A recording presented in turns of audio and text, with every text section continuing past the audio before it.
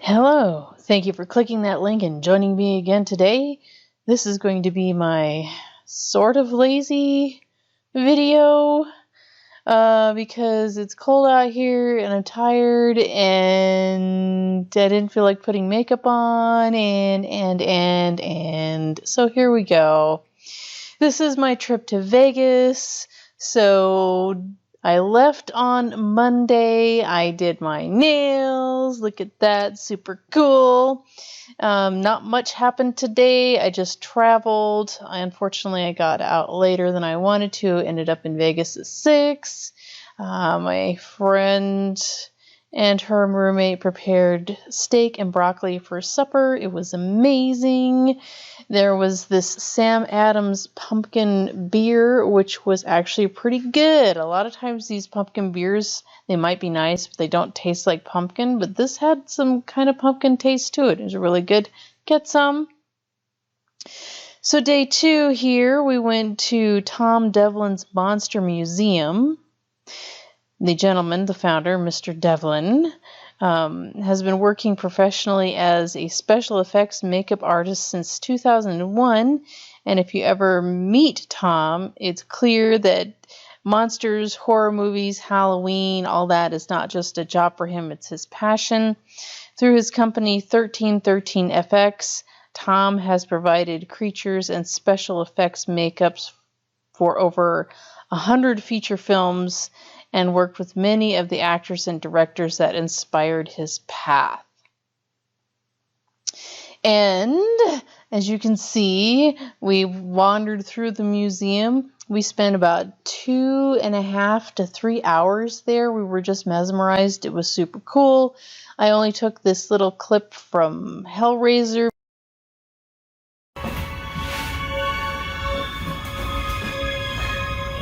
I didn't know he had a piercing, he had a belly button piercing. I'll have to go back and watch the movie, right?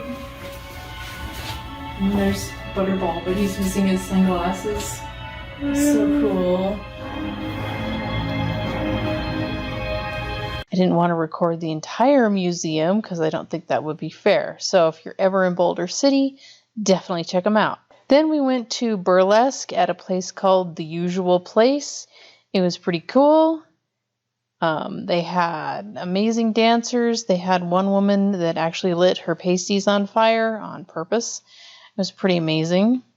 Definitely go check it out. For day 3, I met Tia of Tia Talks. She was super cool.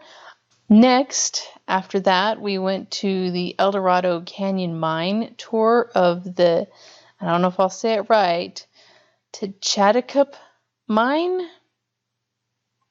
So this is the oldest and richest gold mine in southern Nevada.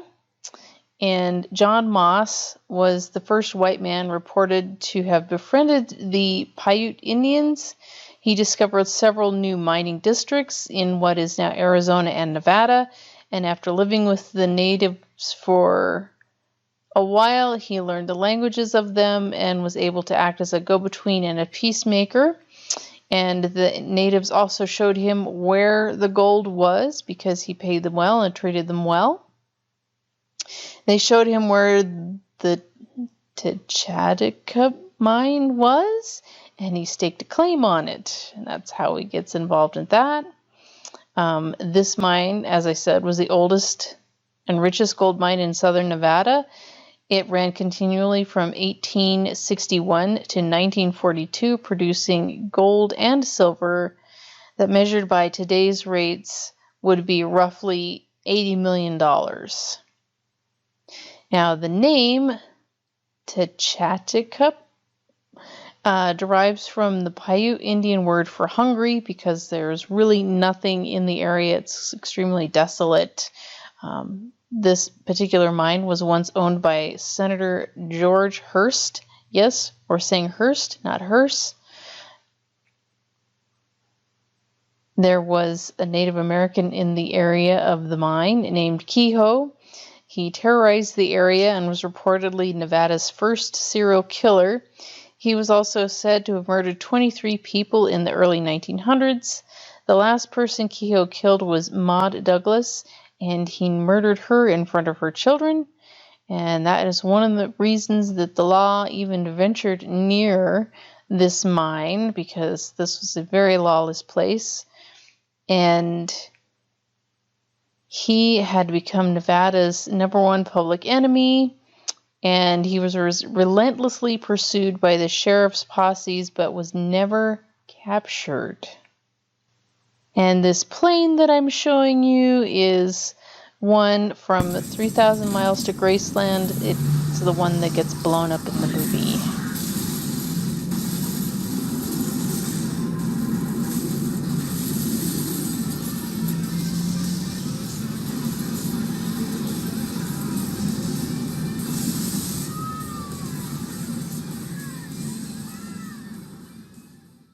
And this is a picture of what the miners were issued. They got 2 candles, which they would hook somewhere, well, one of them obviously, somewhere on the wall, and hope that it didn't go out or get knocked down or blown out by the end of their shift. Otherwise, they might be stuck in there forever. So later this day, we went to Eldorado Cantina. And then on day 4, we went and had massages. It was lovely and wonderful and relaxing. And then we went to dinner at a place called the Cleaver. It was one of the best steaks I've ever had in my life. Beautiful restaurant. If you're ever in the, local, go check it out. And then on day 5, I headed back home, which was uneventful, except for a semi nearly took the nose of my car off, which, scared the crap out of me. But other than that, pretty uneventful. So, with all of that, air hugs, guys, and I'll see you in the next video.